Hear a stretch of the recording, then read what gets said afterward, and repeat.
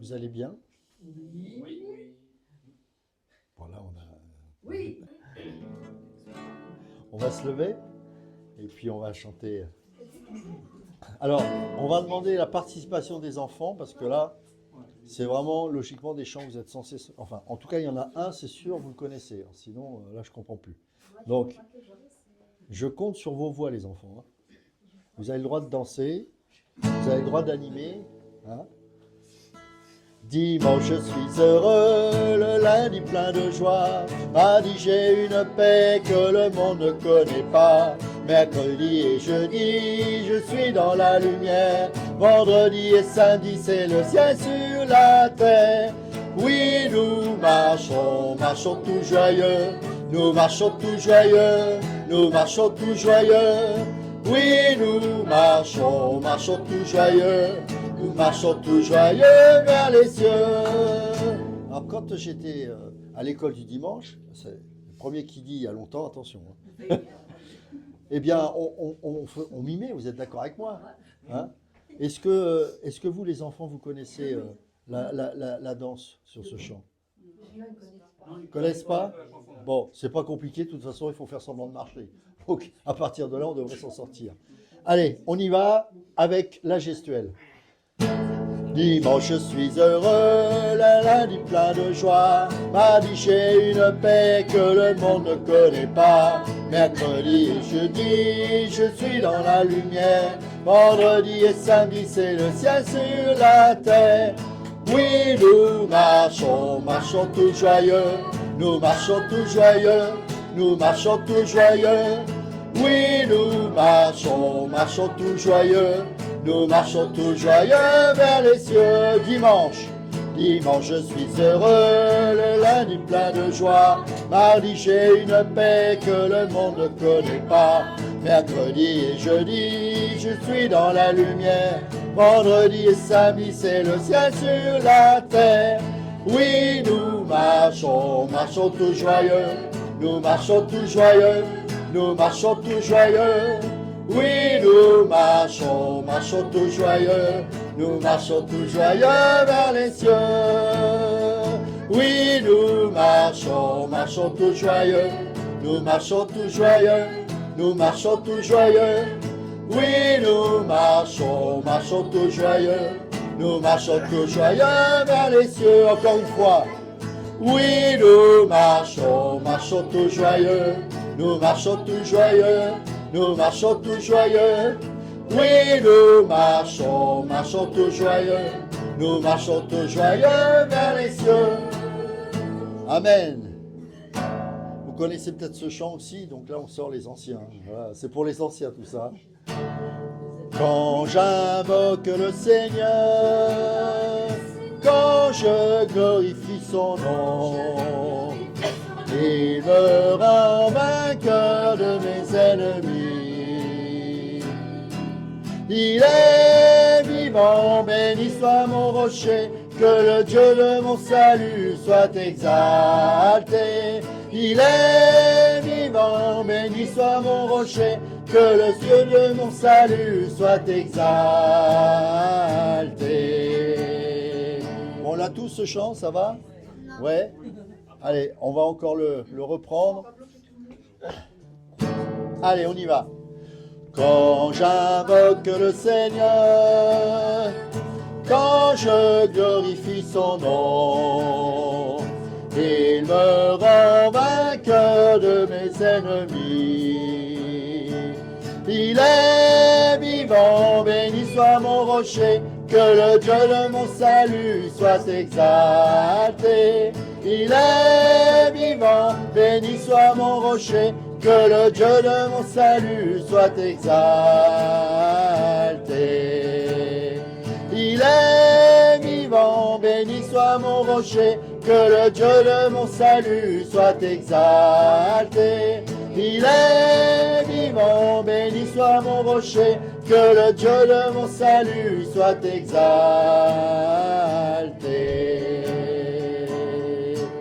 Amen. On est dans la joie. Amen. On est dans la joie. Et on en discutait avec mon épouse tout à l'heure. Le Seigneur, il nous fait marcher à contre-courant. Vous savez, on est dans un pays où c'est toujours un peu lourd, puis alors avec les temps comme ça, alors là c'est fini. Mais le Seigneur ravive notre foi. Et c'est pour ça qu'il faut marcher à contre-courant. Quand c'est comme ça, moi je chante des chants de louange, des chants de joie, des chants qui vont à contre-courant. Et puis j'ai un grand sujet de joie, et je crois qu'on peut tous se réjouir ensemble. C'est que Didier est là. Didier est là, on peut applaudir le Seigneur. On est très heureux de te voir parmi nous, et vraiment, on priait pour toi, tu le sais, mais c'est vraiment une joie de t'avoir. On est content. Sois bienvenue dans ta maison, et on t'aime très fort, Didier. Allez, on va chanter « Quand l'Esprit de Dieu habite en moi ». Amen. Quand l'Esprit de Dieu habite en moi, je chante comme David. Quand l'Esprit de Dieu habite en moi, je chante comme David. Je chante comme David. Je chante comme David. Quand l'Esprit de Dieu habite en moi, je chante comme David. Quand l'Esprit de Dieu habite en moi, je chante comme David. Je chante comme David.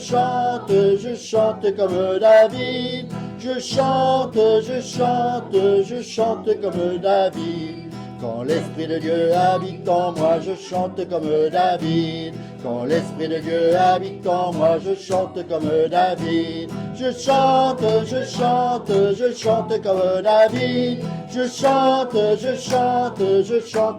David. Quand l'Esprit de Dieu habite en moi, je chante comme David. Quand l'Esprit de Dieu habite en moi, je chante comme David. Je chante comme David. Je chante comme David. Quand l'Esprit de Dieu habite en moi, je chante comme David. Quand l'Esprit de Dieu habite en moi, je chante comme David. Je chante comme David.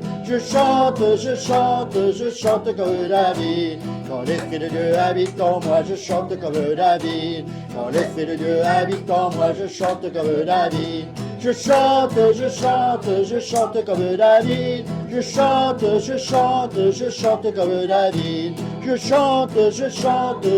chante comme David. Je chante comme David.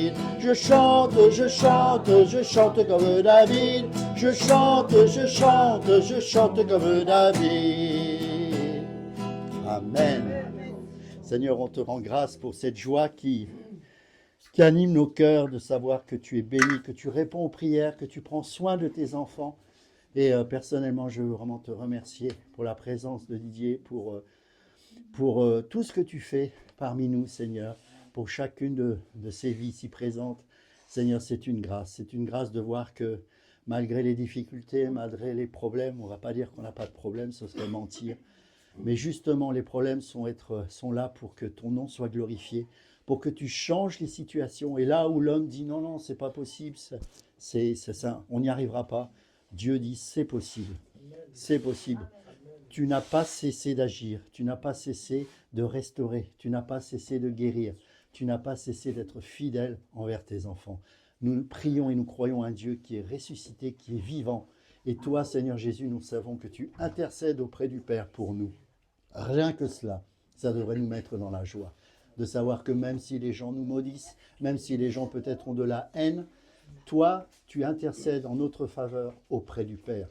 Et tu présentes le sang, ton propre sang, dans le tabernacle céleste, ton sang auprès du Père. Et le Père dit, justifié, racheté, pardonné et glorifié.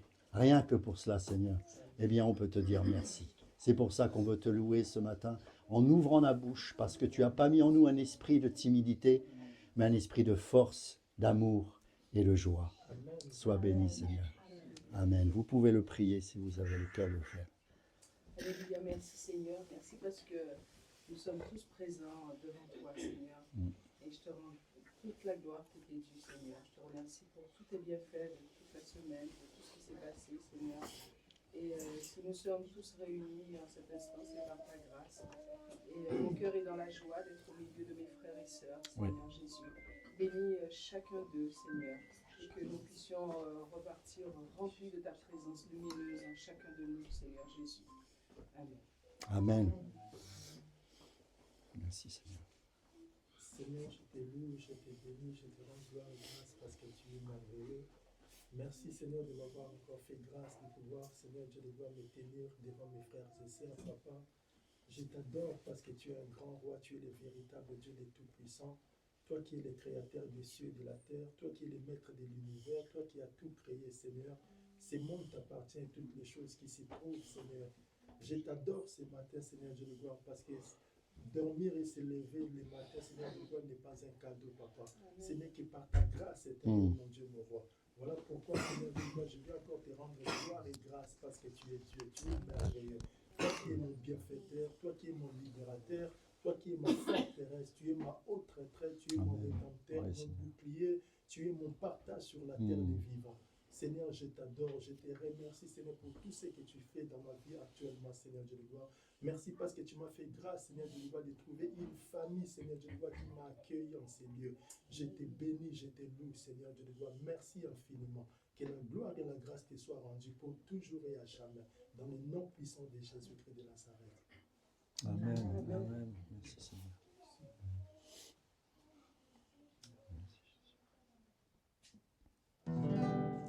Annonce-moi l'allégresse et la joie, et les eaux que tu as brisées se réjouiront.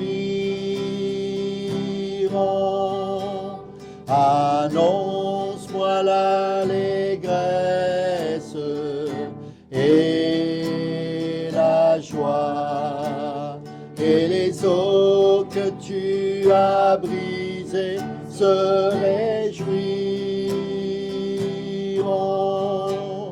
Détourne ton regard de mes péchés, efface toutes mes iniquités. Ô Dieu, crée en moi un cœur pur, et les eaux que tu as brisées se réjouiront. Annonce-moi l'allégresse et la joie, et les eaux que tu as brisées se réjouiront. Annonce-moi l'allégresse et la joie, et les eaux que tu as brisées se réjouiront. Détourne ton regard de mes péchés, efface toutes mes iniquités. Ô Dieu, crée en moi un cœur pur, et les eaux que tu as brisées se réjouiront. Détourne ton regard de mes péchés, efface toutes mes iniquités. Ô Dieu, crée en moi un cœur pur, et les eaux que tu as brisées se réjouiront. Encore une fois. Détourne ton regard de mes péchés, efface toutes mes iniquités. Ô Dieu, crée en moi un cœur pur, et les eaux tu as brisé se réjouiront. Prosternez-vous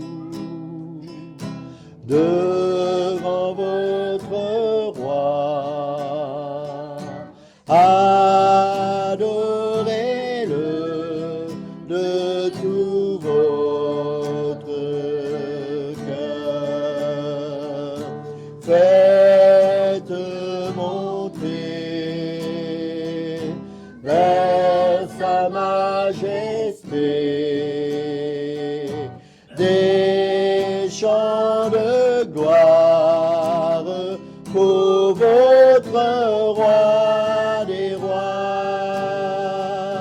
Prosternez-vous devant votre roi. Adorez-le de tout votre cœur. Faites monter vers sa majesté des chants de gloire pour votre roi des rois. Prosternez-vous devant votre roi. Adorez-le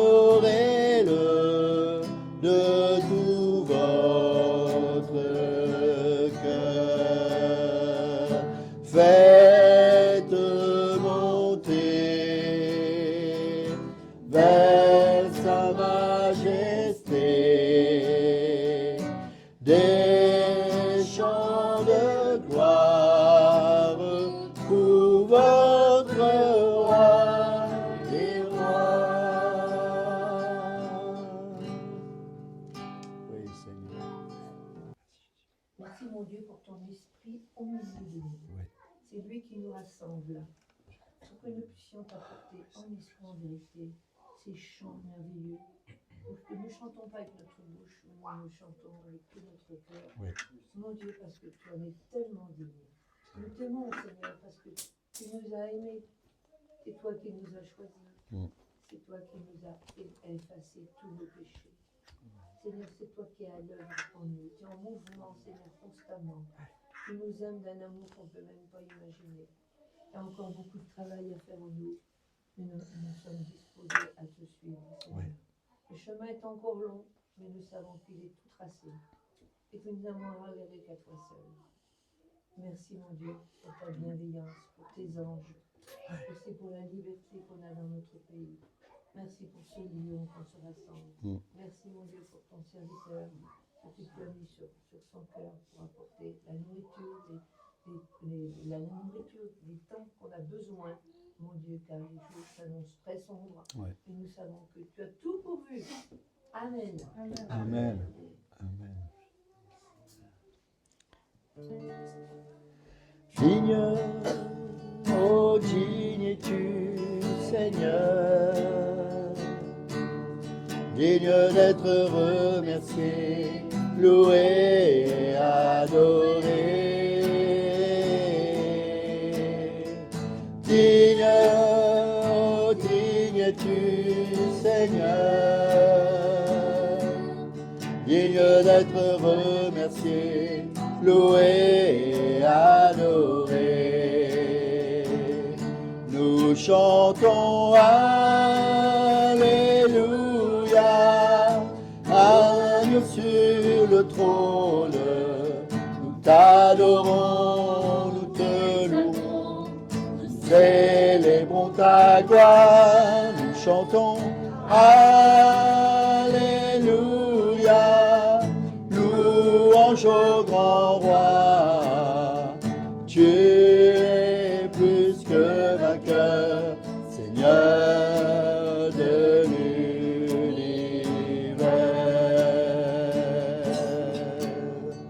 Digne, oh digne es-tu, Seigneur, digne d'être remercié, loué et adoré. Digne, oh digne es-tu, Seigneur, digne d'être remercié, loué et adoré. Nous chantons Alléluia, agneau sur le trône, nous t'adorons, nous t'exaltons, nous célébrons ta gloire, nous chantons Alléluia, louange au grand roi, tu es plus que vainqueur, Seigneur de l'univers. Nous chantons Alléluia, agneau sur le trône, nous t'adorons, nous t'exaltons, nous célébrons ta gloire, nous chantons Alléluia, louange au grand roi, tu es plus que vainqueur, Seigneur de l'univers.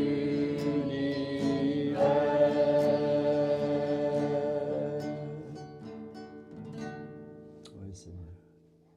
Seigneur de l'univers, Seigneur des cieux, créateur des cieux et de la terre. Tu es venu jusqu'à nous pour nous sauver, Seigneur. Et on peut te dire merci, Seigneur. Amen. Et ben voilà, je crois que c'est bon, on a fini le culte. Non? Bon. Ouais. Attention, hein. Elle est dissipée, hein. Elle est dissipée. Oui. Alors, on va partager, donc je vais partager sur un sujet qu'on m'avait demandé de partager, je crois que c'est toi, si je ne me trompe pas, c'est sur le sang. Donc on va parler de ça, le sang de Jésus, hein. Le mien, c'est pas trop important. Donc on va parler du sang, et dimanche prochain, je crois que c'est Léna qui m'avait demandé ça, de parler sur Laodicée. Donc on parlera de Laodicée. Alors Laodicée, il y a plein de manières de présenter ce sujet. Donc là encore, ce n'est pas un sujet très dogmatique parce que sur Laodicée, on peut dire tellement de choses. Mais on va réfléchir sur de quelle manière le Seigneur va nous orienter sur ce que c'est véritablement Laodicée et surtout en quoi ça nous concerne et ce que le Seigneur veut nous enseigner pour nous à l'Église d'aujourd'hui. Parce que le but, c'est qu'il parle encore aujourd'hui à son Église. D'accord ? Alors, on va parler du sang. Et là encore, ça ne va pas être dogmatique, enfin je l'espère.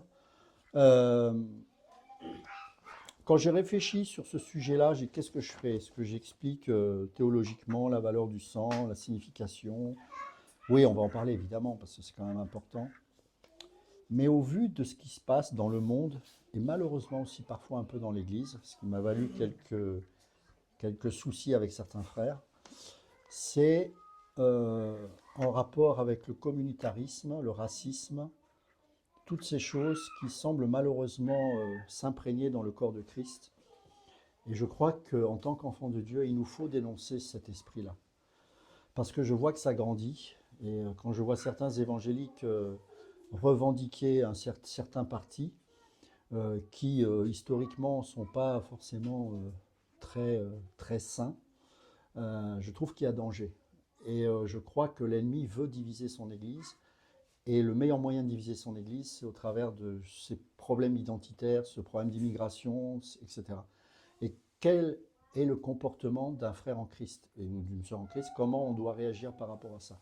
Vous allez me dire quel est le rapport avec le sang? C'est très simple. Déjà, le sang, il n'a qu'une couleur, il est rouge.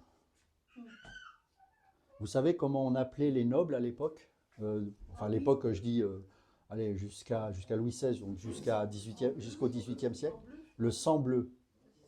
C'était une expression qui était lourde de signification, puisqu'elle signifiait que les nobles avaient un sang de plus grande valeur et différent du sang des communs des mortels. Donc vous voyez que ce n'est pas d'aujourd'hui tout ça. Mais il y a un seul sang qui a été versé pour tous, sans distinction. Et que vous soyez noir, blanc, jaune, vert, rouge, toutes les couleurs, toutes les nationalités que vous voulez, lorsque quelqu'un saigne, quelle que soit son origine, eh ben c'est la même couleur qui sort. Hein. C'est le rouge. Et c'est lourd de signification pour ça. La première chose, c'est que ça nous parle de la valeur de la vie. On pourrait choisir le cœur, on pourrait choisir le cerveau, j'en sais rien. Pourquoi le sang? Parce que le sang, aux yeux de Dieu, c'est la valeur d'une vie. Et c'est pour ça, je risque de vous choquer, mais la peine de mort, elle a été instituée par Dieu avant la loi, à cause justement de la valeur et de la portée de la vie. Et c'est ce qui est écrit dans Genèse chapitre 9 et verset 6, on va le lire ensemble. S'il y a tant d'injustice, c'est que le sang crie encore aujourd'hui. Pourquoi il y a tant d'injustice dans ce monde? Pourquoi il y a tant d'impunité? C'est parce que justement, lorsque le sang est versé, eh bien la justice de Dieu n'est pas accomplie, c'est-à-dire que le sang n'est pas versé en retour contre la personne qui a donné la mort à une personne. Et ça, c'est dramatique, parce que ça crée des injustices, ça enlève la crainte de Dieu, et ça minimise la valeur de la vie. Vous remarquerez une chose dans la société dans laquelle on se trouve aujourd'hui. Dans cette société dans laquelle on vit, il n'y a plus la peine de mort. Mais on n'hésite pas un instant à avorter, et donc à tuer un enfant, parce que déjà au stade embryonnaire, il est un enfant, il a une vie, il a une identité ADN, génétique, etc. Donc on est contre la peine de mort, mais ça ne nous pose aucun souci d'avorter comme on veut. Ça ne nous pose pas de problème d'euthanasier une personne. Alors pour l'instant en France, on n'en est pas encore là, mais il y a des pays où si vous avez envie de mettre fin à vos jours, alors que vous êtes en pleine santé, vous allez en Suisse par exemple, vous pouvez le faire, il n'y a aucun souci. Mais il n'y a pas la peine de mort. Et en fait, pourtant au départ, l'argumentation qu'on utilisait, l'argument qu'on utilisait pour être contre la peine de mort, c'était de dire mais on ne tue pas, on a déjà tué. Donc condamner quelqu'un qui a tué, le tuer encore, c'est se mettre au niveau de l'assassin. C'est tordu hein, de penser comme ça. Mais non, justement, la peine de mort, elle est là pour montrer la valeur de la vie. Ça n'a rien à voir. C'est-à-dire que la vie a une telle valeur aux yeux de Dieu que si quelqu'un tue, il doit mourir. Et vous allez me dire, oui, mais alors comment il va se convertir? Il se convertira dans la cellule, il se convertira avant d'être guillotiné ou j'en sais rien, comme il arrive aux États-Unis. Le problème, ce n'est pas la peine de mort, c'est la manière dont cette peine est appliquée qui est terrible. Les couloirs de la mort aux États-Unis, c'est pas humain. On fait traîner des personnes pendant 10, 15 ans, et puis c'est surtout qu'il y a beaucoup d'innocents qui sont déclarés coupables. Donc ça, c'est un autre sujet, ne confondons pas tout. Là, on parle de quelqu'un qui a vraiment tué une personne. Est-ce qu'il est légitime qu'au bout de 7 ans ou de 10 ans, cette personne sorte? Alors, je ne veux pas faire de la politique, hein, ce n'est pas mon but. Mais la valeur de la vie aux yeux de Dieu, elle est essentielle. Et la peine de mort, ce n'est pas un meurtre, c'est valoriser la valeur d'une vie qui a été détruite par le meurtre. Donc, quand Dieu parle dans Genèse chapitre 6, c'est pour montrer l'importance de la vie. Et mes amis, Dieu est un Dieu de la vie. Le sang, c'est la vie. Le sang, c'est la valeur de l'âme. Et dans Genèse chapitre 9, on va le lire à partir du verset 6, il est dit « Celui qui répand le sang de l'être humain, par l'être humain », alors j'ai une traduction peut-être un peu différente de la vôtre, hein, mais celui qui répand le sang de l'être humain par l'être humain, son sang sera répandu. Vous remarquerez qu'il est bien précisé, celui qui répand le sang de l'être humain, de l'Adama, en fait de l'homme. Par un autre humain, son sang sera répandu. Car à l'image de Dieu, l'homme a été fait. En fait, un animal, même qui pouvait tuer un homme, il devait être tué, cet animal. On tue un animal, il n'y a pas de... On ne doit pas condamner la personne qui a tué un animal. Pourquoi? Non, c'est pas ça. C'est que la vraie valeur de la vie, c'est celle de l'homme. L'animal a été créé pour l'homme, mais n'a pas la même valeur aux yeux de Dieu que l'homme. L'animal est bon, enfin est bon, c'est bon d'avoir un animal, il n'y a pas de souci, c'est Dieu qui a créé de toute façon. Et d'ailleurs, il a créé les animaux comme l'homme à partir de la terre. Donc on voit bien qu'on a quelque part une origine qui est de celle de Dieu. Mais aux yeux de Dieu, la plus grande valeur, c'est l'homme. Pourquoi? Parce que la seule personne qui a été créée à l'image de Dieu, c'est l'homme. C'est pas l'éléphant. Le seul être humain qui a été créé à l'image de Dieu, c'est l'homme. Et c'est pour ça que celui qui porte atteinte à un homme porte atteinte à la gloire de Dieu. Parce qu'il est le reflet de l'image de Dieu. Donc, et c'est très intéressant, c'est que quand tu m'as demandé si un jour je pouvais partager sur le sang, je réfléchissais parce qu'en fait, on a une façon de concevoir le sang un peu magique, un peu comme l'huile ou l'onction. Tu sais, on applique le sang, machin, le sang. Et en fait, on a tort de raisonner comme ça parce que le sang symbolise la vie. C'est dans ce sens-là qu'il faut le prendre. Le sang n'a pas une vertu magique. Le sang a effacé nos péchés. C'est pas le sang, le liquide. C'est la vie. Genèse chapitre 9. Chapitre 6, Genèse chapitre 9, versets 6 à 10. Et en fait, c'est la valeur de la vie qui fait que le prix a été payé et que lorsque le Christ, au tabernacle céleste devant le Père, présente son sang, c'est sa vie en fait, qui a été offerte. Et c'est ça qui efface nos péchés. Il n'y a pas de magie dans le sang. Donc ça, il faut qu'on soit au clair là-dessus. Et que la valeur du sang, c'est la valeur de la vie de Jésus, la valeur de ce que le Seigneur a fait pour nous. Sinon, on humaniserait presque le sang en tant qu'objet. Vous voyez, et ça, c'est pas bon. Donc, le sang, ça représente la vie. Et j'en veux pour preuve, c'est que quand vous prenez l'hébreu, quand il est parlé de la terre, quand il crée les cieux et la terre, vous verrez ça dans les chapitres 1 jusqu'au chapitre 3 et 4, le mot utilisé, c'est Eretz. Mais quand il parle de la terre, par rapport à Genèse 9, le mot terre ici, vous savez ce que c'est? Est-ce que vous avez une idée?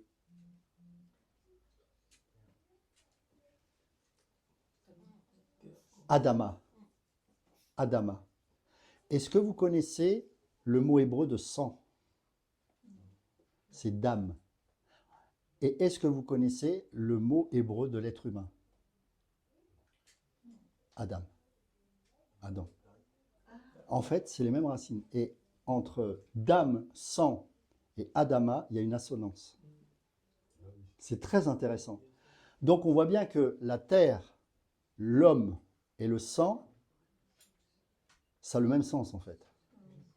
Donc vous voyez que ça n'a pas cette vertu seulement de liquide. C'est plus profond que ça. C'est la vie. Mais non seulement c'est la vie de l'homme, mais une vie qui a été faite à partir de Dieu, avec la poussière, à partir de la poussière, à partir de la terre plus exactement. C'est-à-dire qu'on a été façonné.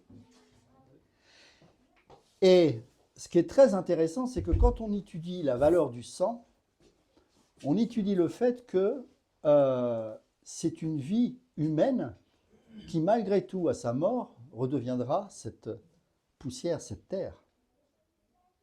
C'est pour ça que moi je crois qu'un chrétien, lorsqu'il a la possibilité de le faire, meurt enterré, parce que ça symbolise ça.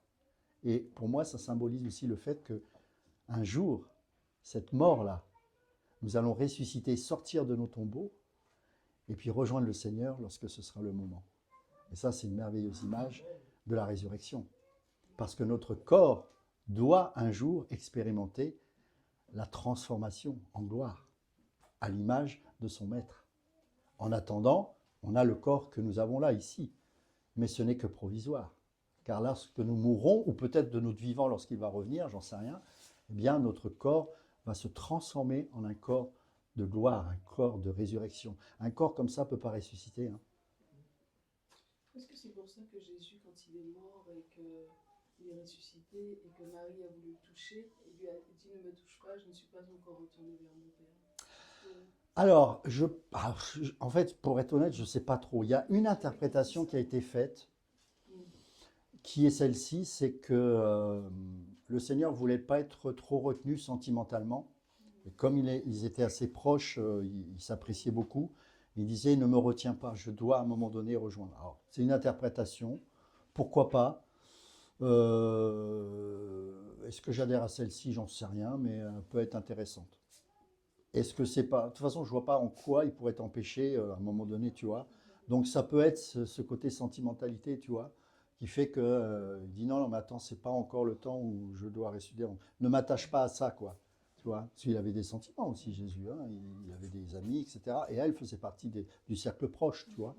Bon, c'est l'interprétation que certains réformés font. Et bon, ça me semble cohérent. Ouais, c'est vrai qu'après la résurrection, il n'était plus la même personne. Ah bah oui, ah oui, bien sûr. Et il fallait, lui-même. Ouais, il avait l'onction à lui, donc il voulait aller à l'encontre de son père. C'est ça. Sans avoir été touché par qui que ce soit. Exactement. Donc c'est pour ça que je trouve que ça tient la route. Alors, oui. Et est-ce que ça veut dire que si on ne se fait pas enterrer, est-ce que c'est différent alors pour, Non, non, non, non, je te rassure. Bah, enfin, je te rassure. Je sais pas s'il y a de rassurant là-dedans. Mais si tu meurs dans un accident, la voiture brûle, Ben voilà, c'est ça. tu fais quoi, tu vois? Ouais. Non, non, c'est la portée symbolique. Je pense oui, que voilà, je pense que en tant que chrétien, d'ailleurs, c'est pas la seule religion. Hein. Je crois de mémoire, toutes les religions monothéistes, enfin, il y en a 3,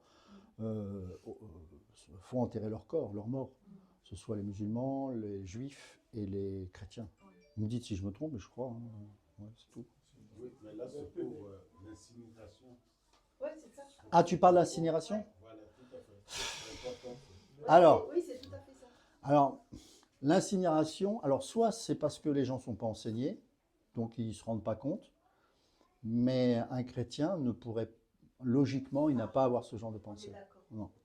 Mais de toute façon, peu importe, il retournera toujours à la poussière. Oui, oui, oui, on est d'accord, C'est toujours la poussière, bien sûr. en fait. Mais c'est un peu comme le baptême, si tu n'as pas le temps de te baptiser, tu es sauvé. Mais un chrétien, une des aspirations, c'est il aspire à être baptisé. De la même manière, un chrétien qui est bien correctement enseigné, alors on ne peut pas dire que ce soit une doctrine, hein, on est d'accord, mais dans son cœur, il aura à cœur d'être enterré.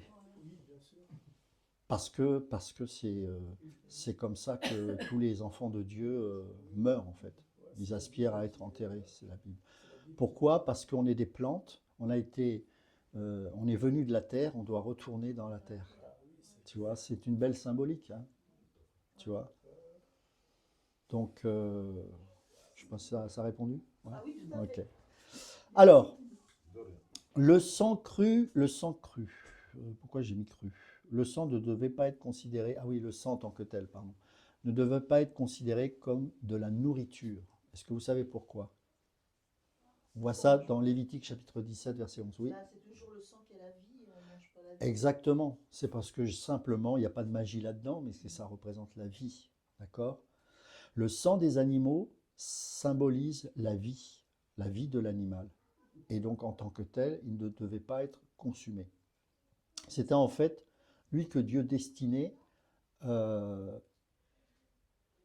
à expier le péché, c'est-à-dire que Jésus a versé son sang, hein, comme l'agneau. Rappelez-vous que l'agneau, à l'origine, c'est un animal.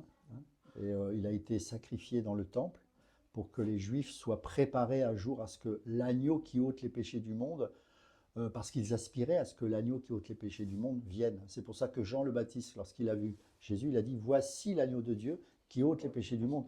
Il ne dit pas ça dans un sens comme un déclaratif. C'était avec une attente. Enfin, il est là. Il faut le prendre comme ça. Enfin, voici enfin celui qu'on attendait. C'est-à-dire que la répétition des sacrifices, c'était très lourd comme religion. Hein. La répétition des sacrifices faisait que, vivement qu'ils viennent. Bon, je caricature un peu, mais c'est le sens que doivent prendre tous ces sacrifices de l'ancienne alliance. Et quand l'agneau vient, Jean le Baptiste, voilà, il est celui qui va nous libérer de tous ces sacrifices, c'est lui. Et c'est par ces meurtrissures, selon Ésaïe 53, que nous recevons la paix. Le silence, terminer les sacrifices, terminer les rituels, terminer le sang, des litres. Et vous imaginez, quand il y a eu la dédicace de Salomon, je crois qu'il y avait un théologien qui avait... C'était des tonnes enfin des tonnes de litres enfin je sais pas comment on peut dire ça, mais des milliers de litres de sang qui ont été versés à la dédicace du temple. C'est lourd, hein. Ouais, vous imaginez des milliers de bœufs, d'animaux. 1000, 2000.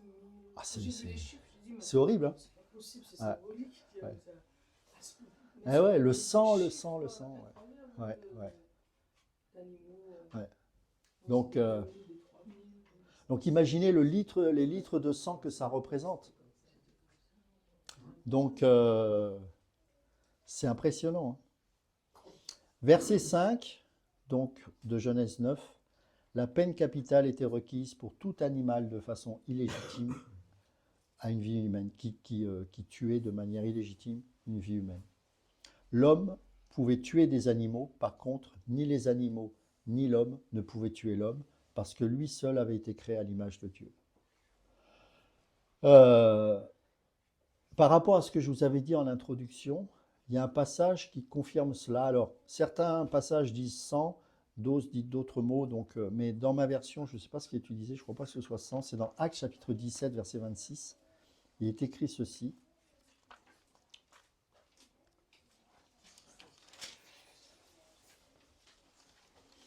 Acte 17, verset 26. D'un seul être, il a fait toutes, ça j'aime beaucoup, pour les identitaires, là, il faudrait qu'ils retiennent ce verset par cœur. D'un seul être, il a fait toutes les nations des humains, pour que ceux qui habitent sur toute la surface de la terre, dans les temps fixés et les limites qu'il a instituées, afin qu'ils cherchent Dieu, si tant est qu'on puisse le retrouver en tâtonnant. Pourtant, il n'est pas loin de chacun de nous, car c'est en lui que nous vivons, que nous nous mouvons et que nous sommes. J'aime bien cette traduction. Je ne sais pas ce que vous avez comme traduction là, mais d'un seul être, il a fait toutes les nations des humains. Donc en fait, on vient tous du même humain. Ouais, vas-y. Il a fait que tous les hommes, sortis d'un seul sang, Voilà. habitassent sur la terre. Voilà. Donc il y a d'autres versions, c'est 100, et c'est pour ça que moi j'avais lu dans d'autres versions. Donc ça revient à la même chose, c'est d'un seul homme ou d'un seul sang. Moi, j'ai Donc, la version synodale, mais je vas-y. sais pas qu'est-ce que tu as dit. Je sais pas. Alors, je reprends. Où est-ce que d'un seul être, Oui, mais c'est que... verset. Alors, c'est Actes chapitre 17, verset 26. D'un seul être, il a fait toutes les nations des humains. Donc, c'est là où il y a différentes versions. Verset 26. Ouais. Alors, il a fait naître d'un seul homme tous les peuples répartis sur la surface de la terre, à délimiter à l'avance leur durée ainsi que de leur domaine. D'accord. Et Très il bien. a voulu qu'il le cherche et s'efforce de le trouver comme à tâtons, bien qu'en réalité, qu'il soit pas loin de chacun de nous. D'accord. Donc, c'est une version tout aussi correcte, hein, d'un seul homme au lieu d'un seul sang. En fait, ces traducteurs avaient compris le sens de Dam, Adama et Adam, en fait. Ils ont compris que l'homme, le sang, la terre, vous voyez que ça avait le même sens. Donc les traductions, alors même si c'est du grec, hein, mais ils comprenaient le sens qui était exprimé au travers de ce verset.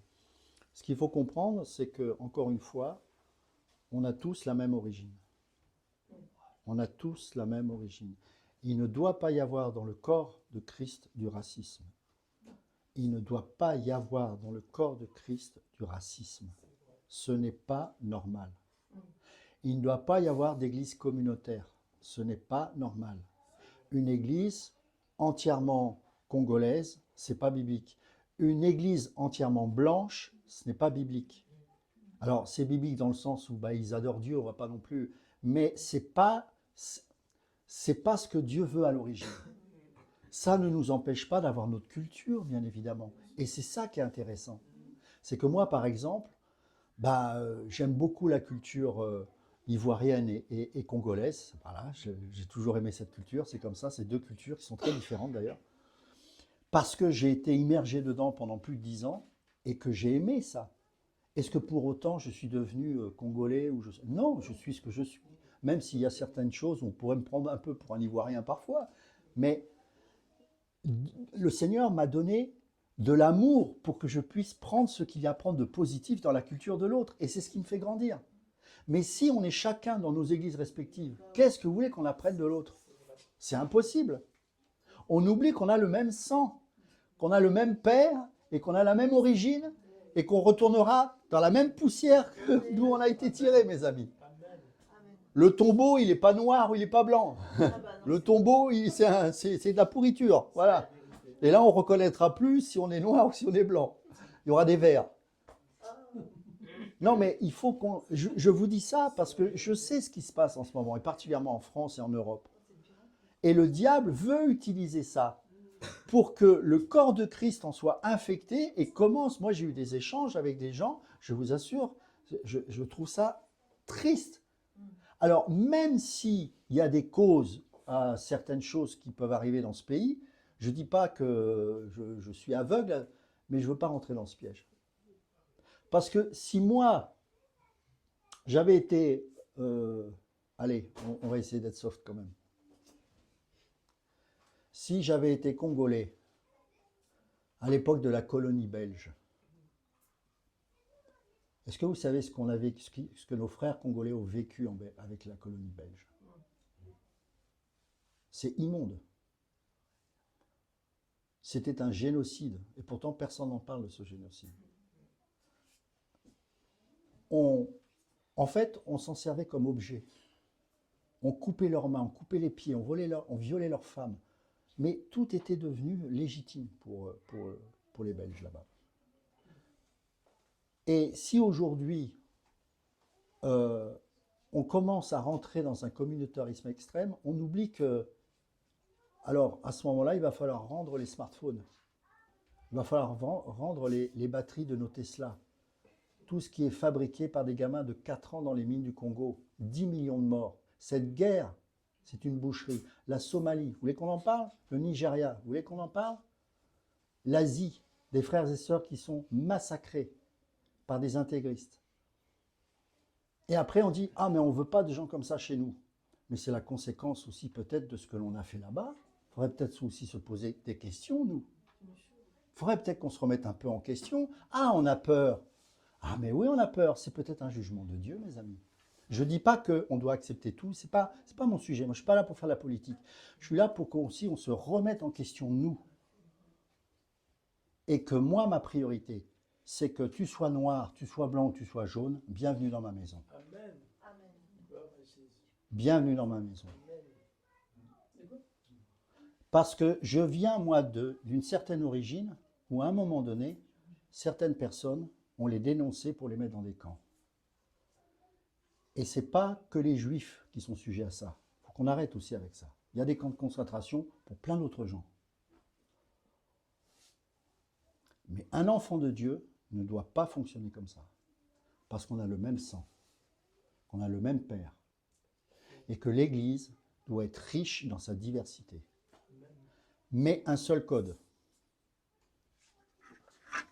Celui-là. Ça, c'est le code. Si tu es d'origine africaine ou asiatique, bienvenue dans l'Église, mais attention, ici on respecte un seul code, c'est celui-là. À partir de là, tout le monde peut venir. Mais on respecte ce code. Moi le premier. C'est pour ça que Paul, il ne faut pas vous faire d'illusions, hein, il a été haï de ses frères pour les mêmes raisons. Pour les mêmes raisons, mes amis. Parce qu'il dira, il n'y a plus ni homme, ni femme, ni juif, ni grec. Les Juifs étaient élitistes, méprisaient les païens, alors qu'à l'origine, Dieu avait demandé à ce peuple de glorifier Dieu pour que les autres nations se convertissent. David avait compris ça, Salomon avait compris ça. Mais ça s'est transformé en sectarisme, en nationalisme. Regardez aujourd'hui le mouvement évangélique qui soutient Israël. Quand bien même, quoi que fasse Israël, on les soutient. Non, on doit soutenir le bien. On doit soutenir ce qui est juste. On ne doit pas soutenir Israël ou la Palestine. On doit soutenir ce qui est juste. S'il y a des frères palestiniens qui vivent une injustice, alors on doit leur porter secours. S'il y a des frères et sœurs israéliens qui sont dans la justice, qui vivent l'injustice, on doit leur porter secours. Mais pas de nationalisme. pas de préférence nationale. C'est un aspect du sang qui est un peu particulier, j'en conviens, mais je sais que j'étais vraiment interpellé par ça, et je crois que nous, on est préservés de ça, et merci Seigneur. Mais il faut faire attention, mes amis, parce qu'on n'est pas loin de ce temps en France où il va y avoir de l'animosité, et je ne vous parle pas forcément du monde. Oui, le monde, ça c'est sûr, on y va tout droit, mais peut-être aussi chez des frères et sœurs en Christ. On ne doit pas tomber dans ce panneau.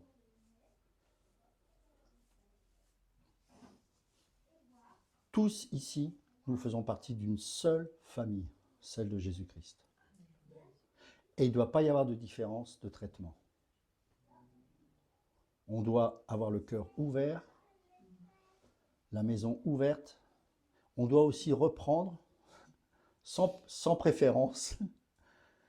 Et c'est vrai que très longtemps, je me rappelle, je travaillais avec quelqu'un qui était d'origine congolaise.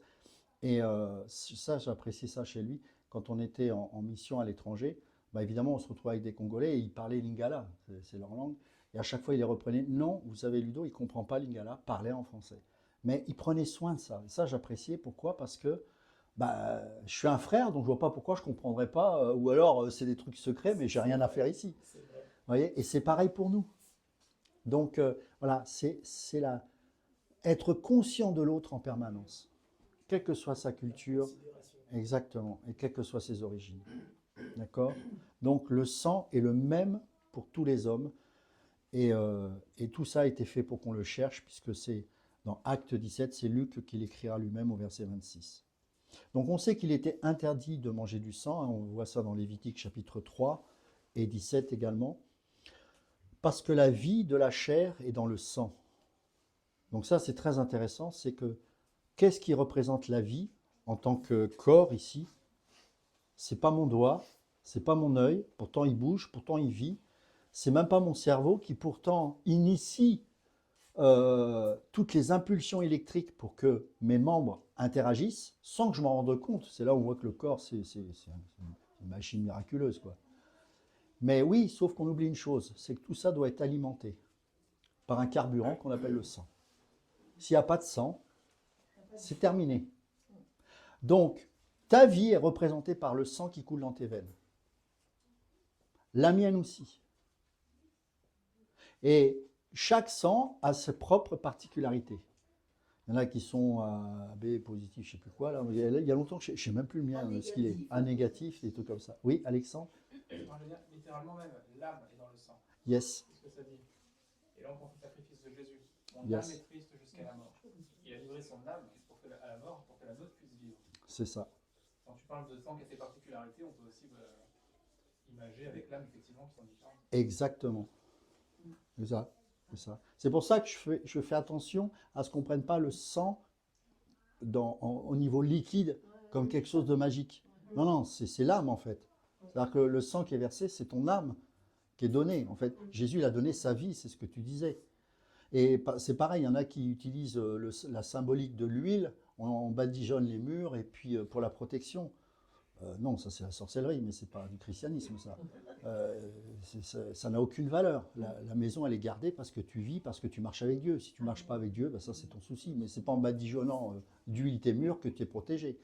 Ça c'est les sorciers qui font ça. Hein? Donc, mais parfois on a cette, surtout si on vient d'un arrière-plan pentecôtiste ou charismatique, le sang, on aurait tendance à faire un peu la même chose. Le sang. Non, non, c'est la vie qui a été donnée. D'accord? Et le sang représente ça, bien évidemment. Donc ce que tu dis est très juste. Il faut savoir que les chasseurs païens tuaient du gibier, et ils avaient l'habitude d'offrir le sang en sacrifice au dieu de la chasse. Ça, c'était les coutumes des païens à l'époque.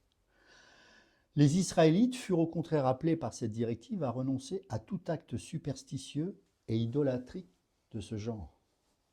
Parce qu'ils avaient aussi cette tendance idolâtrique, lorsque tuer un animal, eh ben, d'aller faire comme les païens faisaient à l'époque, de présenter le sang à l'idole de la chasse, ou à une autre idole d'ailleurs. Et la question qu'on doit se poser, nous, en tant que chrétiens, est-ce que ma relation, ma compréhension du sang n'est pas idolâtre? Vous voyez ce que je veux dire? C'est-à-dire, est-ce que pour moi, le sang est quelque chose un peu de magique, il a effacé, j'invoque le sang?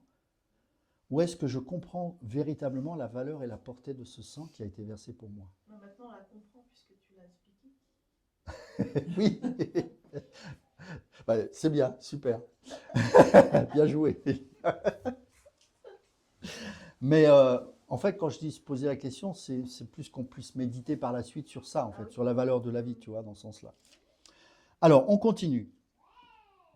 L'âme de la chair, donc Lévitique chapitre 17, verset 11, est dans le sang. C'est par l'âme que le sang fait l'expiation. C'est par l'âme que le sang fait l'expiation. Verset combien? Chapitre 11, verset Lévitique chapitre 17, verset 11. L'âme de la chair est dans le sang, donc par voie de conséquence, c'est par l'âme que le sang fait l'expiation. On va le lire si tu veux. Bah, si tu es dessus, vas-y. Maintenant, 17 11, c'est autre chose. Ah, bah alors j'ai dû me tromper. Et verset 13, ça dit quoi? Lis du 11 jusqu'au 14. Ça parle de la circoncision. Lévitique 17? Ah non, n'importe quoi. J'ai eu peur. Je comprenais pas. Vas-y, si tu l'as, tu peux lire du verset 11 jusqu'au verset 14. Lévitique chapitre 17. Car l'âme de la chair est dans le sang. Je vous l'ai donné sur l'autel, afin qu'il servît d'expiation pour vos âmes, car c'est par l'âme que le sang fait l'expiation. Voyez? C'est par l'âme que le sang fait l'expiation. Donc en fait, pourtant, ils avaient tout clairement expliqué, mais regardez comment on interprète aujourd'hui cet aspect du sang. C'est par l'âme. Est-ce que tu peux prendre Hébreux chapitre 9, versets 13 à 20?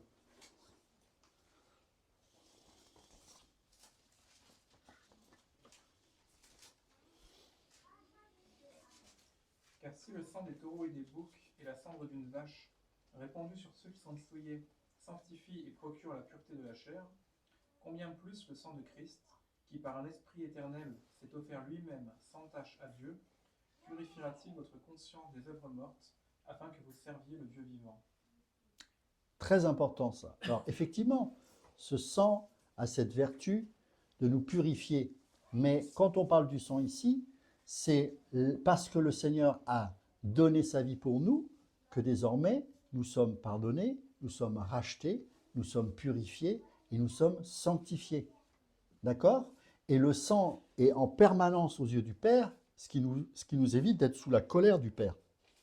Puisque entre le Père et nous, il y a Christ qui présente son sang, c'est-à-dire sa vie qui a été versée pour nous. Et donc nous sommes au bénéfice de cela. C'est pour ça que Paul dira qu'il n'y a plus aucune condamnation pour ceux qui sont en Jésus-Christ. En fait, le paratonnerre, c'est pas le paratonnerre, mais la couverture, on va dire ça comme ça, une forme de couverture de la colère de Dieu, c'est cette vie offerte et donc le sang qui a été présenté au Père, mais qui représente la vie de Christ qui s'est offerte pour nous. La plus grande valeur, c'est pas le sang, même si le sang a de la valeur, mais c'est la vie de Jésus qui a été donnée pour nous. Ne nous trompons pas d'échelle de valeur. Vous voyez ce que je veux dire? Ça va prendre la symbolique pour la substance. Exactement. C'est ça. C'est ça. Alors, le sang de Jésus, il est pur. Alors, je ne sais pas si... Je me suis toujours posé cette question, moi, si on avait fait une prise du sang qui coulait dans les veines de Jésus. Je ne sais pas quelles caractéristiques on aurait pu y voir au microscope. Mais qu'est-ce que c'est un sang parfait? C'est quoi? Il est résus quoi? Positif, négatif? Ça se trouve, il n'y a rien de tout ça, j'en sais rien. Ça aurait été très intéressant de voir. On fait une prise de sang, du sang de Jésus, ça devait être certainement particulier. Bon, ça c'est moi qui part dans mes pensées, mes raisonnements. Mais c'est vrai que c'est intéressant. Parce que malheureusement, c'est aussi là qu'on peut contracter des maladies, parfois des maladies graves. Dans le sang, on peut avoir des bactéries, des leucémies peuvent se déclencher parce qu'on manque de globules, etc. En fait, dans le sang lui-même, c'est un liquide rempli de vie. Vous le savez, ça. Et quand quelqu'un est en état de faiblesse, à partir du moment où j'ai le même, comment on appelle ça, le même groupe sanguin, merci, et ben à ce moment-là, je vais pouvoir lui donner une partie de mon sang pour régénérer la personne. Donc on voit la vertu de ce sang-là. Mais le sang de Jésus, lui, il est pur et parfait. 1 Pierre chapitre 2, verset 22, vous pourrez le lire, qui déclare cela. Hébreux chapitre 9, verset 14. Donc, il est pur, ce sang de Jésus. Il est pur de quoi? Ben oui, il est pur du péché. Donc, ça veut dire que même génétiquement, c'est pour ça que je réfléchissais à ça, s'il fallait contempler ce sang-là, il aurait été parfait. Il n'y aurait rien d'impur dedans. Mais bien sûr, il est pur dans le sens où il n'a jamais péché, il a été parfait en tout point. D'accord? Ce sang, il a été versé et donc il a racheté les êtres humains. 1 Pierre chapitre 1, versets 18 et 19, vous avez été rachetés par le sang précieux de Christ. Vous pouvez remplacer par la vie de Christ, puisque le sang versé, c'est une vie offerte. Le sang versé, c'est une vie offerte. À chaque fois dans le temple qu'un animal a versé le sang, c'est sa vie qui a été offerte. Et donc, il fallait que cette vie qui a été offerte soit rendue visible par le sang versé. C'est important de comprendre ça. Ne mettons pas la valeur du sang au-dessus de celle de Jésus. Jésus a offert sa vie et ce don offert s'est manifesté par le sang qui a été versé. Je suis précis dans les termes parce que c'est important. Parce que la vie de Seigneur, elle a une valeur incommensurable. Et son sang représente la valeur de cette vie qui a été offerte pour nous. Ce sang-là nous purifie de tout péché, nous dit Jean dans 1 Jean chapitre 1, verset 7. Ça veut dire qu'il a la vertu de purifier la conscience, mais aussi le cœur. Ce n'est pas une purification physique, mais spirituelle. C'est-à-dire que cette vie qui a été versée, offerte pour nous, nous purifie dans notre conscience et dans notre cœur, c'est-à-dire tout ce qui nous motive maintenant, à partir de maintenant, c'est pour plaire à Dieu. Amen. Nous avons changé de motivation. Nous avons changé de vie, changé d'objectif, changé d'orientation. La foi, encore une fois, c'est lié à l'obéissance et à la manifestation d'une nouvelle vie, motivée par un nouveau désir, une nouvelle motivation. Ce n'est plus faire ce que je faisais avant, c'est je suis motivé à faire quelque chose qui doit faire plaisir à Dieu. Et donc ce sang nous purifie dans notre conscience, dans notre cœur, et nous purifie de tout péché. De tout péché, pas d'un péché, de tout péché. Donc, si vous pensez justement que dans votre marche chrétienne, parfois j'ai rencontré des gens qui croyaient cela, qu'il y a des péchés qui ne peuvent pas être pardonnés, ce n'est pas biblique. Tous péchés ont été pardonnés. Tous péchés, tous les péchés. Il n'y en a pas un qui a échappé à ça. D'accord? Jésus a dit le péché contre le Saint-Esprit. Oui, effectivement. Oui, c'est vrai. Alors c'est quoi, tiens, bonne question, c'est quoi le péché contre le Saint-Esprit? Parce que lui, il était conduit par le Saint-Esprit, donc quand les autres l'offensaient, ils offensaient le Saint-Esprit. Voilà, parfait, c'est ça, exactement. C'est exactement ça. Ensuite, le sang a cette vertu d'expier. Qu'est-ce que ça veut dire expier? Est-ce que quelqu'un peut donner la signification? L'expiation, c'est quoi? Le ressenti. Qu'est-ce que tu as dit? Je sais pas. Le ressenti. Non, c'est pas ça. C'est payé. Oui, c'est payé. Exactement. Qui a dit effacer? Bon. Il a. C'est ça les élèves de Didaché. Il a effacé et. Ou alors il y a d'autres termes, on peut dire aussi couvre le péché. Mais j'aime pas trop couvre parce que ça veut dire qu'il est encore là et que non, il a vraiment effacé. D'accord? Donc c'est ça. Sans effusion de sang, il n'y a pas de pardon. Hébreux 9, 22. Ensuite, et ça c'est une chose qui est vraiment superbe, le sang nous a scellés dans l'alliance avec Dieu. Et ça, c'est révolutionnaire sous la nouvelle alliance. Matthieu chapitre 26, verset 28.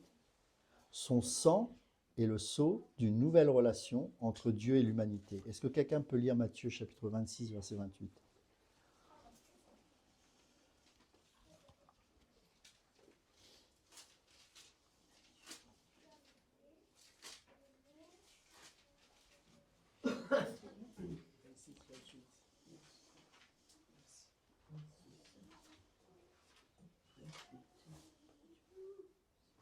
Matthieu 26, verset 28. Oui.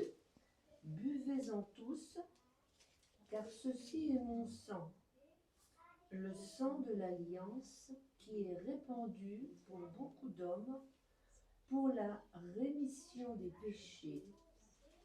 Je vous le dis désormais, je ne boirai plus de ce fruit de la vie jusqu'au jour où je le boirai de nouveau avec vous dans le royaume de mon Père. C'est beau, hein? Et vous voyez pourquoi je parlais du racisme et tout ça? C'est que aujourd'hui, nous sommes au bénéfice de cette coupe. C'est une alliance. Dieu a fait alliance avec nous. Ne nous traitons pas les uns les autres comme si Dieu n'avait plus fait alliance avec certaines personnes. Nous avons tous été au bénéfice de ce sang qui est le sceau d'une nouvelle relation entre Dieu et l'humanité, mes amis. Entre Dieu et ses élus, quelle que soit leur origine.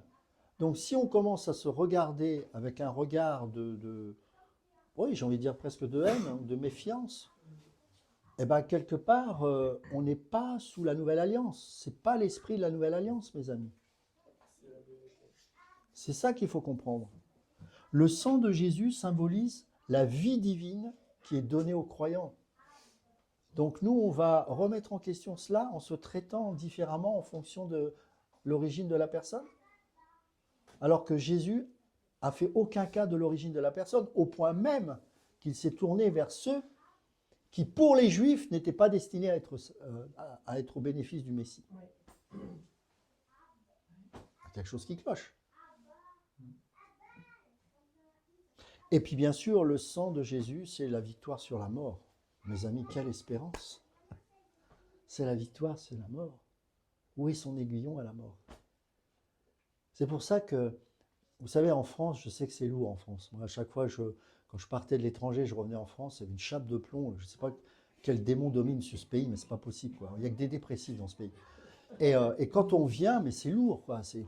Ah oui, il n'y a que ici, et c'est pas parce qu'on m'a dit, ouais, c'est parce que tu es d'origine française. Je dis, non, rien à voir. J'ai vécu longtemps dans d'autres pays, je peux vous dire qu'il n'y a pas ça. Et pourtant, c'est plus dur qu'en France. Tu ressens ça? Ah, tu vois? Moi, je vais dans des pays où c'est dur de vivre parce qu'on n'a pas le sécu, on n'a pas tout ça, mais il n'y a pas cette lourdeur. J'ai même été dans des villages de sorciers, des choses lourdes. Hein. Tu vois, les Bamileke au Cameroun, tu connais? Bon, c'est censé être lourd. Ben, je n'ai pas rencontré cette lourdeur qu'il y a ici. Parce que, voilà, bon, on connaît l'histoire de France, il y a sûrement des choses lourdes. Mais il ne faut pas qu'ici, il en soit ainsi. Dans le corps de Christ, on doit repartir de là avec la pêche. Si une prédication part de là, on se dit « Oh !» Allez, non, c'est pas ça. Il faut que, voilà, et même si parfois ça peut être dur, hein, ça peut être, on reprend parce que, voilà, ça va pas, il y a des choses qui doivent... Mais on repart avec une pêche, avec un défi, on se dit « Ouais, c'est vrai, allez, je me relève, ça va pas, mais voilà, j'avance. » Ah ben, merci Seigneur. Ça, c'est le meilleur compliment que tu puisses nous faire. Hein. Enfin, pas compliment, encouragement, pardon. Mais c'est ça qui est important. C'est que quand on vous partage la parole, il faut que vous repartiez de là avec des défis, il faut marcher à contre-courant. Ne vous laissez pas aller avec l'ambiance ici, là, on a tous des têtes, alors qu'on a tout, hein. On a tout. Ici, on ne peut pas mourir de faim. C'est pas possible. C'est pas possible. Eh ben, on est pourtant, je crois que c'est Sœur Emmanuel qui disait ça. Elle disait, ben, j'ai rencontré la pauvreté, mais c'est en France que j'ai vu la misère. C'est-à-dire la misère de l'âme. Elle dit, quand j'étais avec les chiffonniers au Caire, hein, c'était des gens qui avaient carrément des villages dans des dépôts d'ordures. Elle disait, les gens avaient le sourire. Elle dit, mais la misère humaine, elle est ici. Pourquoi? Parce qu'il y a un esprit de dépression. Ouais, c'est vrai. Il y a le Japon qui est un peu comme ça, d'ailleurs. Ah ouais? Ils sont un peu comme nous? Enfin, c'est un peu lourd, ouais. Ouais, c'est un peu... De toute façon, les deux pays, je crois, où il y a plus suicidés au monde, c'est le Japon et je crois qu'il y a la France qui vient en deuxième. Vous voyez, donc il faut que la parole soit dynamisante pour nous. C'est une vie. Mes paroles sont esprit et vie. Quand Jésus parle, paf, hein, j'en ai déjà parlé l'autre fois, mais c'est la vie. Même quand il me reprend, ça fait mal, mais paf, c'est un uppercut. Voilà, et on se relève et le Seigneur nous donne son esprit, cette force qui nous renouvelle. On ne doit pas accepter l'esprit du monde. Et très souvent, on est focalisé, et on a raison, sur le péché qui nous environne si facilement, comme dit la parole, mais on oublie qu'il y a aussi l'esprit de dépression, et il faut lutter contre ça. Il faut lutter. Mettez de la louange, chantez, même si vous n'avez pas envie, chantez par la foi. Hein, c'est pas mystique la foi, ça ne vous tombera pas comme ça. Hein. C'est j'obéis. Donc, je chante, ça va pas, c'est pas le problème, ça, ou ça n'aille pas, c'est pas mon souci, je chante. Je chante, je lis la Bible, je vais voir, j'ai pas envie d'aller voir quelqu'un, ben j'y vais quand même. Voilà, il faut y aller, parce qu'on est dans un pays, on ne nous fera pas de cadeaux. C'est un pays, c'est lourd, on le sait. Bon, ben, une fois qu'on le sait, nous, on a les armes pour lutter. Et nous n'avons pas à lutter contre la chair et le sang. On sait que ce sont des esprits. Mais je puis tout par celui qui me fortifie. Si Dieu est avec moi, qui sera contre moi? D'accord? Donc, j'applique, je marche dans la vérité, et vous allez voir, petit à petit, ça produit son effet dans ma vie. Il y a un changement. Pourquoi? Parce que la parole, elle est vie. La lettre tue, mais l'esprit vivifie. Mes paroles sont esprit et vie. Donc, c'est pas un verset, c'est pas une lettre que je lis, c'est quelque chose qui me nourrit. Et donc, si je me nourris de bonnes choses, je n'aurai pas de dépression. Je vous assure. Pas de dépression possible avec un chrétien. Alors, évidemment, je ne dis pas que vous n'avez pas traversé des... Parfois même, on peut avoir des mauvaises pensées qui peuvent aller jusqu'au bout. Attention, hein, il faut avoir la grâce par rapport à ça. Mais, si c'est comme ça, il doit y avoir quelqu'un à côté ou quelqu'une qui dit « Allez, non, je ne veux pas te laisser comme ça, viens, on y va. » Ah, on va manger un bon couscous, j'en sais rien, ou des nems. Mais oui, parfois c'est ça, il n'y a pas besoin d'être religieux. C'est dire, allez, j'ai pas envie. Ouais, ben moi j'ai envie pour toi. Allez, on y va. Faut pas rester. En fait, c'est ça, c'est un esprit qu'il faut combattre en permanence. Et si l'autre n'est pas en état, il y a forcément quelqu'un qui est plus fort à ce moment-là pour l'aider. C'est ça le corps. Si le doigt ne fonctionne plus, c'est pas grave, il en reste d'autres. Et les autres ne vont pas ignorer celui-là, sinon c'est la gangrène. Donc il va tout faire pour communiquer la vie à l'autre pour qu'il se remette en marche. Bon, c'est une image imparfaite, mais vous voyez ce que je veux dire par là.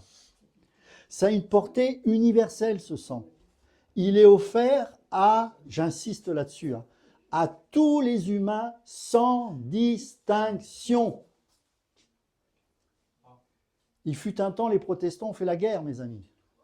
Et je ne pense pas que c'était vraiment biblique. La guerre de 30 ans. Et je ne parle pas de la guerre pour défendre sa famille. À la limite, on se dirait c'est légitime. Non, ils ont fait la guerre parce qu'ils n'étaient pas d'accord avec tel royaume qui était catholique ou je ne sais pas quoi. Enfin, ça n'a aucun sens. Que les rois veuillent se faire la guerre, qu'ils la fassent. Mais vous ne croyez quand même pas que mes enfants vont y aller. Hein. C'est leur guerre, ce n'est pas la mienne. Moi, j'ai été réconcilié avec tous les hommes, grâce à Jésus. J'ai plus de haine. Moi, je suis mort en Christ. Alors, vous pouvez me dire ce que vous voulez, je suis mort en Christ. Votre Bardella, vous le gardez, moi, j'en veux pas. Votre, j'allais dire Mitterrand, il n'est plus là, mais votre, je ne sais plus qui, ça ne m'intéresse pas. Ça ne m'intéresse pas. Je veux continuer d'aimer et que Dieu me donne encore cette capacité d'aimer plus, parce que je sais que je n'aime pas assez et pas suffisamment bien. Mais ma priorité, c'est ça. C'est pas de voter, c'est pas de faire... ça ne m'intéresse pas. Et je ne suis pas sûr qu'avoir un dictateur, ça nous rendrait forcément plus malheureux. Un chrétien n'a rien à voir avec ces choses. Alors je sais que je vais me faire incendier, mais bon, c'est pas grave, j'ai l'habitude. Mais il faut dire la vérité à un moment donné. Parce que les messages que l'on dit, comme disait Léna, c'est les messages du temps, c'est prophétique. Et les prédicateurs sentent dans l'esprit ce qui se trame.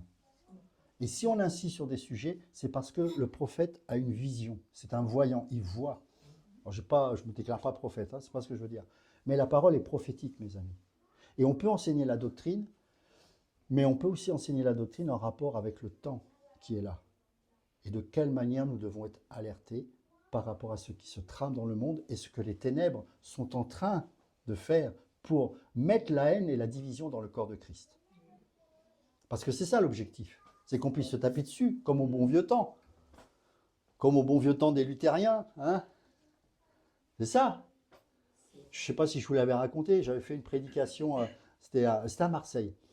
Je prêche et il y avait un gars qui venait, il avait des Rangers et puis un sac de militaire là. Et puis je le vois, il pleurait à la fin, il vient me voir, il me dit bah, merci Ludo parce que j'allais combattre en Syrie contre les intégristes. Je dis pardon, je dis oui. En fait, il s'est mis dans sa tête que c'était un chrétien, il voulait faire sa croisade, j'en sais rien. Et il allait partir. Un chrétien né de nouveau. Hein. Enfin, c'est ce qu'il disait, mais je le crois. Je pas... Et il a été stoppé par la parole. Je dis, mais waouh, ah oui, quand même. Et je me rappelle, à l'époque, il y avait quelques-uns qui étaient tentés d'y aller. Au nom de qui? De quelqu'un qui disait, rendez à César ce qui est à César et rendez à Dieu ce qui est à Dieu. Il parlait de la monnaie. Non, il ne parlait pas de la monnaie. Il parlait de système qui régissait cette monnaie. Pas la même chose. Il ne parlait pas de la monnaie. Il parlait du système, de l'effigie qu'il y avait. L'effigie représente un système, un pouvoir. Ce n'est pas l'argent qui représente un pouvoir, c'est le système qui l'anime. Et il utilise l'argent pour assouvir son pouvoir. Et l'argent est un très mauvais maître. Très mauvais maître. Ce n'est qu'un moyen. Donc, faisons attention à ça. Je voudrais terminer maintenant sur Deutéronome chapitre 22. Je ne vais pas prendre quelqu'un pour imager cet exemple parce que c'est un peu délicat, mais les femmes comprendront ce que je vais dire.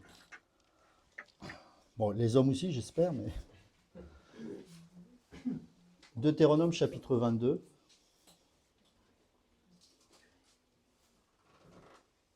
Et on va lire à partir du verset 13. Est-ce que quelqu'un peut me le lire jusqu'au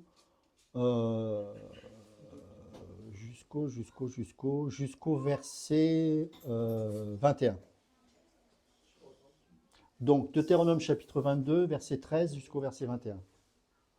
Supposons qu'un homme ait épousé une femme qui se soit unie à elle et que par la suite, il la prenne en aversion et invente contre elle une fausse accusation.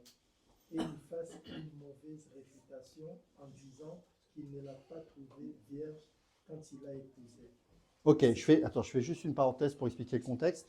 Donc là, c'est dans le cas où la femme est accusée à tort. Je précise, hein, c'est important, à tort. Alors, à l'époque, la virginité, c'était dans la loi de Dieu, de toute façon, c'était quelque chose d'indispensable pour que l'homme puisse épouser cette femme. C'est-à-dire qu'il fallait qu'elle soit vierge. Bon, c'était comme ça à l'époque. Et donc, si l'homme l'accusait à tort, eh bien, il fallait protéger celle qui était accusée à tort. Parce que, vous savez, le Seigneur, il va toujours se préoccuper de celui qui vit une injustice. Et là, en l'occurrence, c'est la femme qui vit une injustice. Donc voilà le contexte. Tu peux continuer. Dans ces cas, les parents de la jeune femme apporteront aux responsables de la ville qui siège aux portes de la cité les preuves de sa virginité. Le père leur déclarera: j'ai donné ma fille en mariage à cet homme, mais il l'a prise en aversion et maintenant il invente contre elle une fausse accusation, prétextant ne pas l'avoir trouvée vierge. Or, voici les preuves de sa virginité.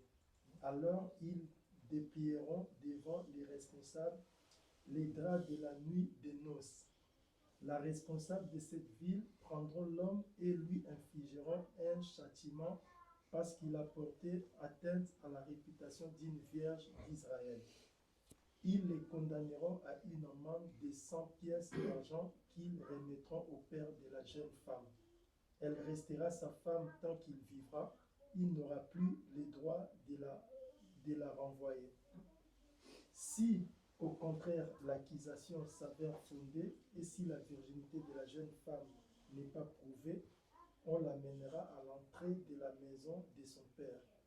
Ses concitoyens la feront mourir à coups de pierre parce qu'elle a commis une chose infâme en Israël en se déshonorant lorsqu'elle vivait encore dans la maison de son père. Ainsi, vous ferez disparaître du milieu de vous la souillure qu'entraînent les mâles. Ok, merci beaucoup. Alors, Comment on pouvait prouver la virginité d'une femme? Bon, on va pas développer, mais je pense que les femmes savent. Donc, la première nuit de noces, le sang était versé. Et donc, les draps étaient tachés.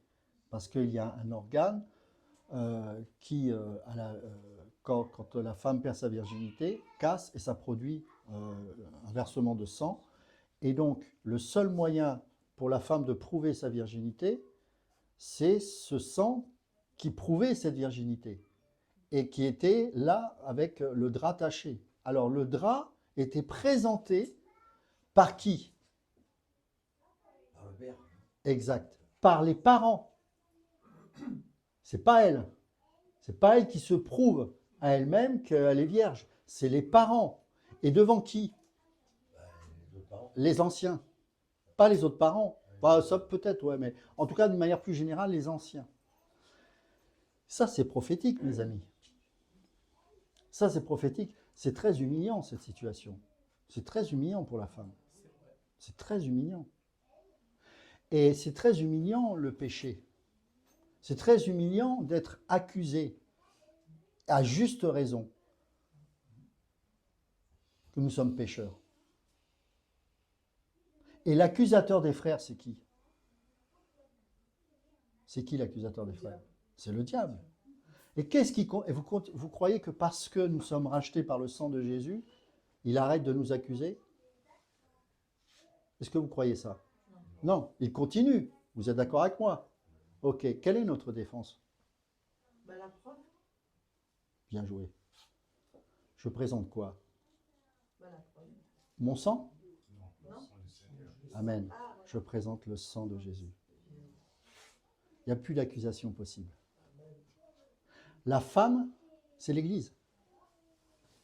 L'Église n'a pas à se justifier devant le diable. Elle n'est pas là pour rendre des comptes au diable. Elle est protégée par le sang de Jésus. Ça veut dire quoi? Ça veut dire que l'Église est vierge.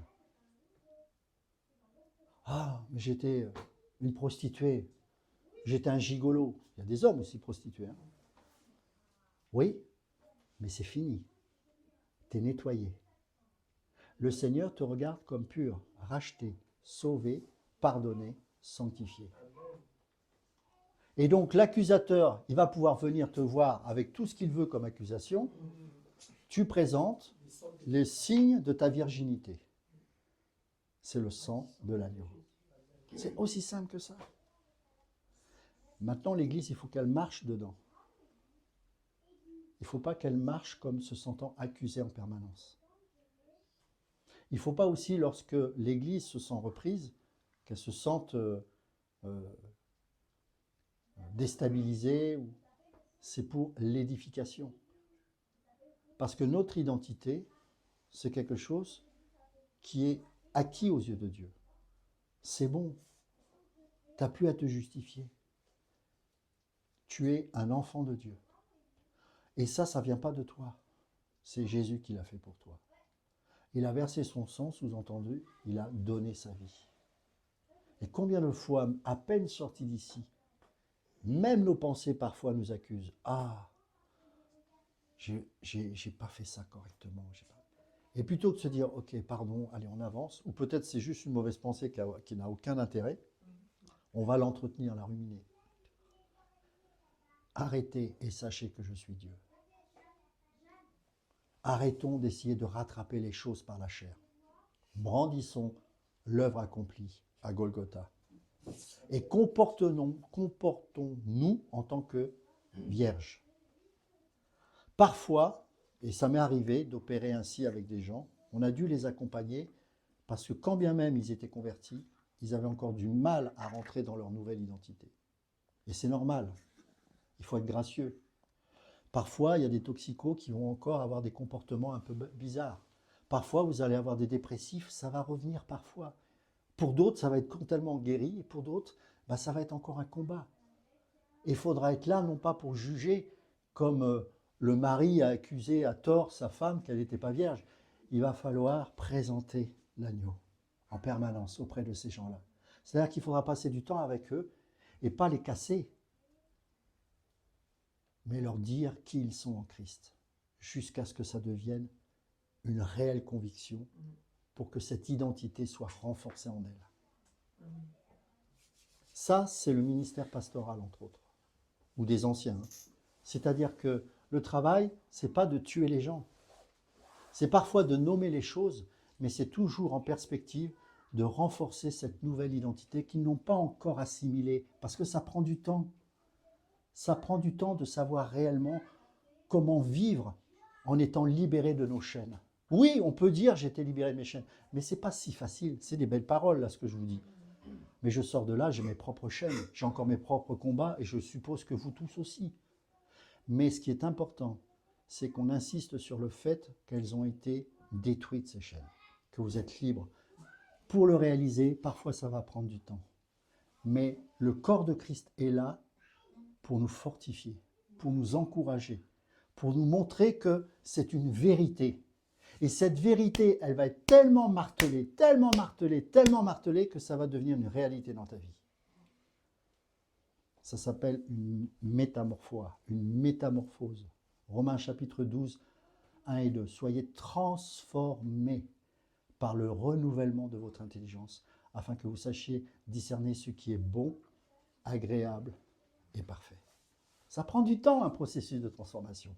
C'est pour ça que la parole dit, vous connaîtrez la vérité vous Amen. affranchira. Exactement. Et que j'ai voulu parler du sang parce que moi, à partir du moment où le Saint-Esprit a commencé à me parler du sang, je ne sais pas comment, pourquoi, mais c'était vraiment un sujet de méditation. Et c'est à partir de ce moment-là que je me suis véritablement repentie, Amen. vraiment que j'ai connu la repentance et que j'ai compris la puissance du sang, Ouais. l'importance du sang. Ouais. C'était comme si voilà, le Saint-Esprit m'expliquait, tu sais, si tu as des tâches, par exemple, bah, tu vas enlever de la javel, tu vas, chaque chose a son produit pour le nettoyer. Mais le Saint-Esprit me montrait, bah, tu vois, pour nettoyer tes péchés, bah, c'est le sang. Il n'y a que le sang de Jésus qui peut nous laver de notre péché. Ouais. Et quand j'ai compris ça, j'ai dit, ah oui, c'est très, très important. C'est puissant, hein. C'est puissant, oui. Mais c'est vraiment conduit par le Saint-Esprit. C'est pour ça que vous connaîtrez la vérité vous affranchira. Et c'est pour ça que tant qu'on n'a pas, pour ma part en tout cas, je voulais savoir si c'était la part. Tout le monde était pareil, mais peut-être que chacun a des expériences différentes. Mais pour ma part, à partir du moment où le Saint-Esprit m'a parlé du sang, ben, il y a plein de choses qui se sont ouvertes. J'ai connu cette vérité et j'ai connu tout le reste. Ma vraie conversion, elle a commencé là. Je suis née de nouveau à ce moment-là. C'est chouette. Ouais. Non, mais logiquement, je pense que c'est la première chose qui doit nous impacter, effectivement. Pourtant, moi, j'avais des années, quand j'entendais parler du sang de Jésus, j'entendais parler du sang de Jésus, mais voilà. Ouais, par habitude, voilà. Mais un jour, le Saint-Esprit m'a vraiment saisi sur le sang, et j'arrêtais pas de méditer dessus, j'arrêtais pas d'y penser, c'était comme ça, il me lâchait pas. Non, c'est chouette. Il m'a fait comprendre l'importance. C'est important de comprendre. Non, il faut l'illumination, il faut que sans le Saint-Esprit, c'est impossible. Sans le Saint-Esprit, c'est intellectuel. Bien sûr, complètement. C'est moi j'avais vécu un peu ce que tu as vécu, mais pas sur le sang, c'était sur la mort. En plus, j'étais au restaurant, j'étais tout seul, je mangeais, puis je lis un livre de Watchman Nee, je ne sais plus lequel. Et là, donc il y avait quelques versets, et puis je réalise que je suis mort en Christ. Je me mets à pleurer dans le restaurant. Pourtant, je prêchais déjà, tu vois. Donc, j'arrive à la maison, ma femme elle dit, qu'est-ce qu'il y a? Il y a quelqu'un qui est mort? Je dis, oui, moi. Mais comme ça, hein, comme ça. Elle a souri après, elle a compris. Et j'ai dit, ah mais je suis mort en Christ. J'avais eu cette illumination, révélation. Et c'est merveilleux quand c'est comme ça, c'est sûr. Hein. Et il faut que l'esprit parle, hein, parce que sinon, on ne peut pas vivre la vie chrétienne. C'est une question d'esprit, c'est clair. Et le sang, la vertu, la compréhension de ce que le sang a fait, ce que ça représente au travers de la vie de Jésus, s'il n'y a pas le Saint-Esprit pour ouvrir les yeux, ma foi, on peut rien faire. Hein. On peut rien faire. Mais je pense que c'est important effectivement de comprendre ces aspects-là, et puis surtout de, voilà, on a eu un ministère, on a le ministère de la réconciliation aussi. Et cette nouvelle alliance, nous sommes tous au bénéfice de cette nouvelle alliance parce que le sang de l'agneau a été versé. Et donc cette nouvelle alliance devrait nous faire voir les uns les autres avec un même regard de bienveillance et d'amour. Et de pardon aussi, parce que peut-être il y a besoin de pardon. Il y a des gens, vous savez, moi j'ai connu des gens très racistes, mais après ils ont eu des vies qui étaient compliquées. Bah, il faut aussi pardonner. Enfin, c'est toujours dans ce sens-là qu'il faut aller. Parce qu'on a reçu ce beau ministère de la réconciliation, comme Jésus l'a fait. La croix, c'est un pont. C'est un pont vers les hommes. Et c'est à la fois sélectif, parce que c'est une question de reste et d'élu, mais c'est à la fois généreux, parce que ça peut concerner n'importe quelle personne, quelles que soient ses origines. Et c'est ça qui est beau. Et je crois que l'Église, pour en finir avec ça, c'est que l'Église doit représenter ça.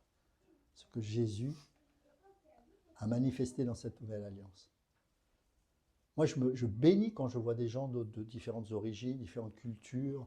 Il fut un temps en France, quand il n'y avait pas autant d'étrangers, c'était les Bretons qui ne s'entendaient pas avec les Auvergnats. Il ne faut pas croire, hein, ce n'est pas une question de couleur de peau, hein, c'est dans la nature humaine. Hein. Ça peut être son voisin qu'on ne peut pas voir parce qu'il n'a pas les mêmes goûts que nous. Enfin, on est bizarre. Hein. Mais il faut passer à... Il faut aller au-delà de ça. Il y a même des gens des fois qu'on n'aime pas. Mais On ne sait même pas pourquoi, mais c'est vrai. je sais pas, Marie-Antoine, je l'aime pas. Je l'aime pas. Oh, lui, je peux pas le voir. Ah, celui-là, je peux pas. Ouais. Ça, ces expressions. Je le dis, hein. Ouais. Donc, on essaye, c'est pas toujours facile. Surtout les hommes, je pense, on a plutôt, surtout quand un homme rentre dans sa voiture. Alors là, on devient, je sais pas, il y a on se transforme. Il y a un processus de transformation. On a une Kalachnikov spirituelle. Donc voilà, c'est important que le Seigneur nous garde et qu'on puisse reméditer ces passages sur le sang et apprenons à nous voir au travers du sang de l'agneau. Amen. Seigneur, je te rends grâce vraiment pour tout ce que tu as fait, pour tout ce que tu fais et tout ce que tu feras. Seigneur, merci pour ce sang qui a été versé, merci pour ta vie offerte. Et Seigneur, que nous puissions encore être renouvelés dans notre foi et que nous puissions, par ton esprit, comprendre la portée de ces versets, de tout ce que tu as voulu nous communiquer au travers de ta vie qui a été donnée pour nous. Parce qu'on sait très bien que sans l'esprit, on ne peut rien faire. Et Seigneur, que nous puissions être à l'image, à la hauteur plutôt de ce que ce sang qui a été versé pour nous est censé produire dans nos vies. Que nous puissions avoir ce ministère d'amour, de paix, et que nous puissions, au travers de ces temps difficiles que nous vivons, eh bien, manifester ton amour et ta lumière. Que ton nom soit béni. Bénis mes frères et sœurs. Merci pour leur amour. Merci pour l'Église que nous formons par ta grâce. C'est vraiment une grâce et nous sommes heureux d'être ensemble et que nous puissions continuer à grandir dans cet amour. Que ton nom soit béni, Jésus. Amen.